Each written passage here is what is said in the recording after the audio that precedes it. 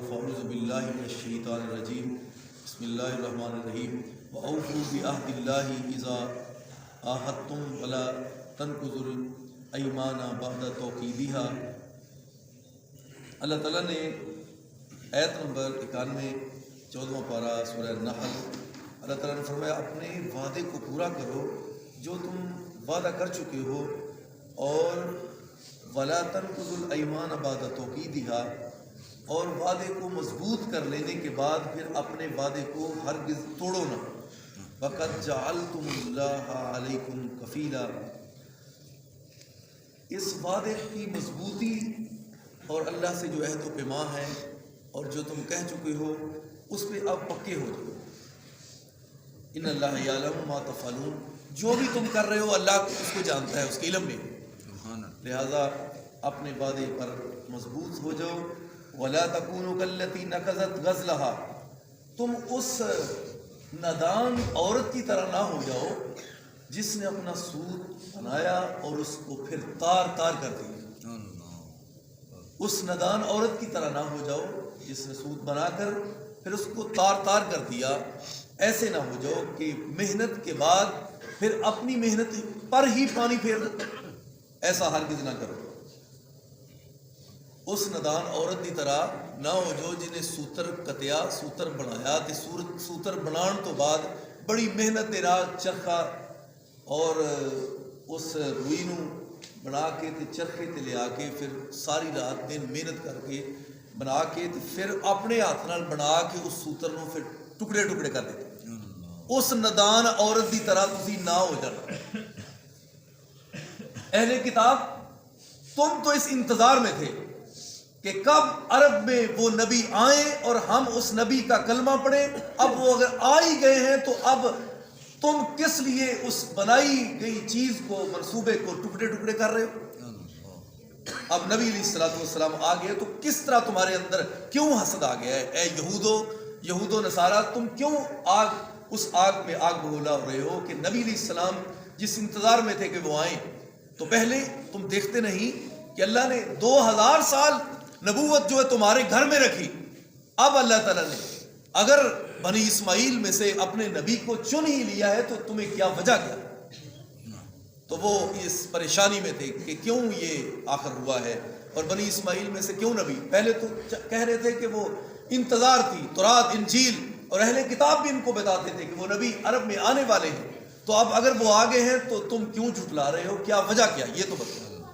اصل میں ان کے اندر نسلی عصبیت تھی، نسلی عصبیت کی وجہ سے انہوں نے آپ علیہ السلام کے ساتھ ایسا دل میں بغض اور کینہ رکھا، اور نبی علیہ السلام جو اٹھ کے نبی علیہ السلام کے ساتھ عداوت، دشمنی انہوں نے رکھی، اور آپ علیہ السلام کے ساتھ انہوں نے یہ دشمنی اس وجہ سے رکھی کہ پہلے نبی تو وہ ہم میں آئے، اور اللہ تعالیٰ نے فرمایا اب بھی کون سی پریشانی ہے تو وہی حضرت ابراہیم کی لڑی ہے، تو ابراہیم علیہ السلام کے وہی بیٹے اسماعیل، ان میں سے ہی میں عرب میں اور مکہ مکرمہ میں جب کہ دنیا اندھیرے میں دھکے کھا رہی تھی تو اللہ تعالیٰ نے اس اندھیرے میں اپنے پاک نبی علیہ السلام کو بھیج کر اندھیرے میں اللہ نے اجالا کر دیا۔ اب تمہیں پریشانی کی اس بات کی ہے؟ تو وہ کہنے لگے اچھا یہ تو بتاؤ کہ پھر حضرت ابراہیم فلسطین میں آباد تھے، حضرت اسحاق بھی فلسطین میں آباد تھے، تو اس کے بعد پھر بنی اسرائیل جو ہے وہ مصر میں کیسے پہنچ گئے؟ یہ بھی ان کے اعتراضات میں ایک اعتراض یہ بھی تھا۔ تو اللہ تعالیٰ نے ان کا اعتراض جو ہے اس کے جواب میں اللہ نے پوری سورہ یوسف ہی نازل کر دی۔ اب تمہیں اعتراض ہے، دیکھو تو صحیح کیسے جناب یوسف علیہ السلام مصر میں پہنچے اور تخت مصر پہ بیٹھے، اور پھر ان کے بعد ان کی اولاد بھی وہاں پہنچی، حضرت یعقوب بھی وہاں پہنچے، اس طرح فلسطین سے نکل کر مصر میں اللہ تعالیٰ نے ان کو شان و عظمت سے نوازا۔ یہ تھی اصل میں وجہ جو تمہیں اعتراض تھا۔ ایک اعتراض میں یہ بھی ان کا اعتراض ایک تھا، تو اللہ تعالیٰ نے فرمایا اس نادان عورت کی طرح نہ ہو جاؤ جس نے سوت بنا کر پھر اس کو ٹکڑے ٹکڑے اپنی ہاتھوں سے کر دیا، تم اس طرح نہ ہو جاؤ۔ عصبیت، نسلی عصبیت کی بنیاد پر تم میرے نبی علیہ السلام کے پاس ساتھ بغض نہ رکھو، عداوت نہ رکھو، اللہ تعالیٰ کا فضل ہوا ہے تمہاری اپنی ہی نادانیوں کی وجہ سے اللہ تعالیٰ نے نبوت کو اٹھایا اور اٹھا کر بنی اسماعیل میں سے اللہ نے جناب رسول اللہ کا انتخاب فرما کے مکہ مکرمہ میں ان کو اپنا نبی اور رسول بنایا. تو اب تمہیں کس طرح کی پریشانی؟ وَلَا تَكُونُوا كَالَّتِي نَقَضَتْ غَزْلَهَا مِن بَعْدِ قُوَّةٍ أَنْكَاثًا. بڑی مضبوطی کے ساتھ سوتر بنانے کے بعد پھر اس کو ٹکڑے ٹکڑے کر دیا. تَتَّخِذُونَ أَيْمَانَكُمْ دَخَلًا بَيْنَكُمْ أَن تَكُونَ أُمَّةٌ هِيَ أَرْبَىٰ مِنْ أُمَّةٍ. تم اس لیے یہ قسمیں اٹھاتے ہو کہ ایک جماعت ایک امت دوسری سے آگے نکل جائے. تَتَّخِذُونَ أَيْمَانَكُمْ دَخَلًا بَيْنَكُمْ إِنَّمَا يَبْلُوكُمُ اللَّهُ بِهِ. اس لیے اللہ تمہیں آزماتا ہے.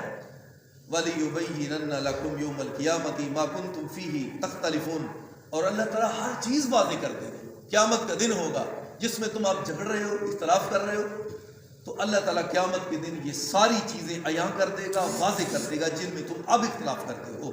حالانکہ تم کو پتہ ہے یہود تم کو بھی پتہ ہے عیسائیوں تم کو بھی پتہ ہے یہ اللہ کے سچے نبی ہیں. تو رات انجیل میں نہیں آیا یعرفون کما یعرفون ابنا. اس طرح آپ کو پہچانتے ہیں جس طرح اپنے بیٹوں کو پہچانتے ہیں نبی علیہ الصلوۃ والسلام کو. پھر بھی آپ کے بارے میں حسد اور بغض اور عناد رکھتے ہو. وَلَوْ شَاءَ اللَّهُ لَجَعَلَكُمْ أُمَّةً وَاحِدَةً. اگر اللہ تعالیٰ چاہتا تو تم کو ایک ہی امت رکھتا. وَلَٰكِن يُضِلُّ مَن يَشَاءُ وَيَهْدِي مَن يَشَاءُ. لیکن اللہ کی مرضی جس کو چاہے ہدایت کی سڑک پہ چلا دے جس کو چاہے نہ ہدایت عطا فرمائے. اور اس کا سادہ ترجمہ یہ بھی ہے مفسرین نے یہ بھی کیا ہے اگر اللہ جس کو چاہے جو ہدایت کا طالب ہو اللہ اس کو ہدایت دے دیتا ہے. جو ہدایت نہیں لینا چاہتا اللہ ہدایت نہیں دیتے. سادہ ترجمہ یہ بھی سمجھو. وَلَا تُسْأَلُنَّ عَمَّا كُنتُمْ تَعْمَلُونَ. اور اس چیز کے بارے میں تم سے پوچھا جائے گا جو تم اعمال کر رہے ہو اس کے بارے میں تم سے سوال کیا جائے گا. اللہ تعالیٰ اگر اللہ نے ہم کو بعض لوگ آج کہتے ہیں کاش ہم بھی اس وقت ہوتے اگر ہم ہوتے تو شاید نہ مانتے تو پھر تو یہ اللہ کی رحمت ہے. اللہ نے جہاں جس چیز کو رکھا ہے اللہ کو زیادہ پتہ ہے کہ کس چیز میں. اب 1440 یہ ہو گئے سال جو سال ہے ہجری. تو اللہ کی رحمت ہے کہ اللہ تعالیٰ نے ہم کو اس دور میں پیدا کیا. تو اب ہم مسلمان ہیں. کمی کوتاہی ہمارے اندر تو وہ بے تحاشا ہے. سستی کمی کوتاہی بدعمالیاں یہ ہمارے اندر بہت زیادہ ہے. اور دعا کرو اللہ تعالیٰ کا یہ لاکھ لاکھ شکر ہے کہ اس اللہ نے یہودی بھی نہیں بنایا عیسائی بھی نہیں بنایا سکھ بھی نہیں بنایا ہندو بھی نہیں بنایا بدھ مذہب بھی نہیں بنایا سیکولر بھی نہیں بنایا. اللہ تعالیٰ کا یہ لاکھ فضل ہے. اس نے جتنے یہ باطل مذاہب اور ادیان ہیں اور خود ساختہ جو چیزیں بنائی ہوئی ہیں لوگوں نے اور ایسے ایسے بھی لوگ ہیں اس دھرتی کے اندر جن کو یہ پتہ ہی نہیں کہ ہم دنیا میں آئے کس لیے. یہ اللہ کا فضل ہے ہم پر. تو اس لیے ہم کو شکر ادا کرنا چاہیے اور ہم کو سجدہ کرنا چاہیے. جب ہم سجدہ کرتے ہیں تو شیطان چیختا چلاتا ہے یہ وہی سجدہ ہے. اللہ مجھے تو توفیق نہ ملی آدم کے بیٹوں کو مل گئی اور یہ تیرے بار بار سجدہ کر کے تجھے راضی کرتا ہے. میں ناکام ہوا میں جہنمی ہوا میں ہمیشہ کے لیے ناکامی خریدی. اور یہ آدم کا بیٹا بھولتا ہے پھر تجھ سے معافی مانگ کے رو کر تجھ سے معافی مانگتا ہے اور پھر سچی توبہ کے ذریعے پھر تجھے منا لیتا ہے. یہ اس کو بڑی ناپسندیدہ بات لگتی شیطان. لہذا اپنے سجدوں کو کبھی نہ بھلاؤ. سجدوں سے مراد فرض کے ذریعے بندہ اللہ کے قریب ہوتا ہے. فرائض کے ذریعے زکوٰۃ دیتا ہے تو اللہ کے قریب ہوتا ہے اور قریب ہونے کے لیے زیادہ صدقہ کرتا ہے. فرضی نمازوں سے اللہ کا قرب حاصل کرتا ہے پھر نفل زیادہ پڑھ کے اور قرب حاصل کر لیتا ہے. اللہ کے نزدیک یہ طریقے ہیں جو اللہ نے سکھائے ہیں. ہمارے اندر کمی جو کوتاہی اور سستی ہے اس کو دور کیجئے.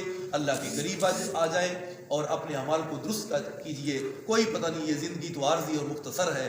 اللہ تعالی ہم سب کو ایسی باعمل بنائے اور جس طرح وہ آپس میں لڑتے جھگڑتے اور اناد رکھتے اور تکبر اور ان کے اندر یہ کس طرح کی باتیں تھی کہ یہ نبی کیوں آئے ہیں انہوں نے نہ مانا اور کفر کی دنیا میں چلے گئے.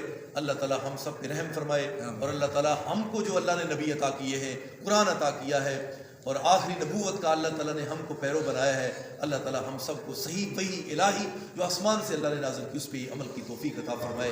یاد رکھیں ایک نقطہ جو اللہ نے نازل کیا ہے حق وہی ہے. حق وہی ہے جو اللہ نے نازل کیا ہے.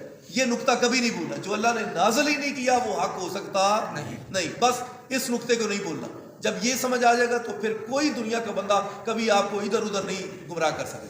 بس آپ نے اس نقطے پہ قائم رہنا ہے جو اللہ نے نازل کیا ہے اور نبی علیہ السلام نے سمجھایا. میں اس سے 1 انچ بھی آگے پیچھے کبھی نہیں ہوں. آخر دعوانا ان الحمدللہ.